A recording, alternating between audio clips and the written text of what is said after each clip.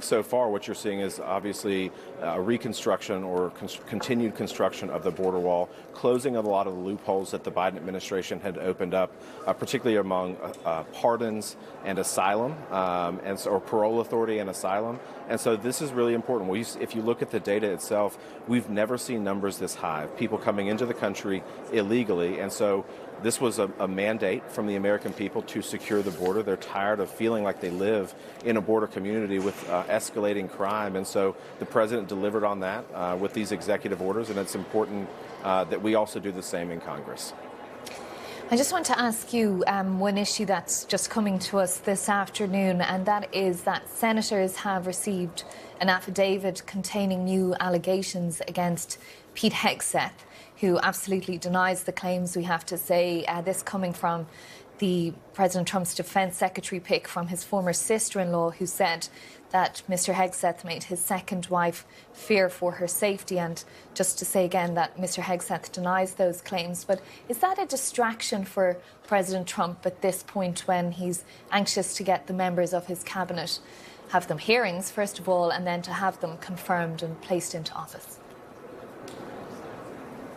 Well, I haven't seen that particular affidavit or those allegations. What I will say is Mr. Hegseth served this country admirably, continues to serve this country in a lot of different ways, and I think he would make a fantastic addition to Trump's cabinet.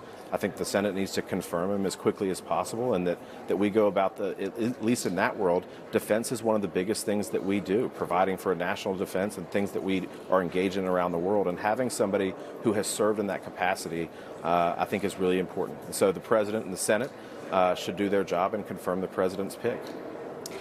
Now, your party has a very narrow margin there in the House of Representatives, and one of the big jobs ahead of you is, of course, to agree a budget and to fund the government. We know funding runs out, that deadline, in the middle of March. Do you think, will you be able to meet that deadline? What is the spirit like there the day after inauguration, right across the aisle, in terms of trying to work together on these matters? Well, I think right now the spirit is really good. There's a lot of optimism in Washington, D.C. The American people feel that same optimism. And so for us, we have to deal with the reality of putting this budget together, making sure that it meets the America First agenda and the president's desires. And look, it is going to be a complicated process. It is by its very nature supposed to be complicated.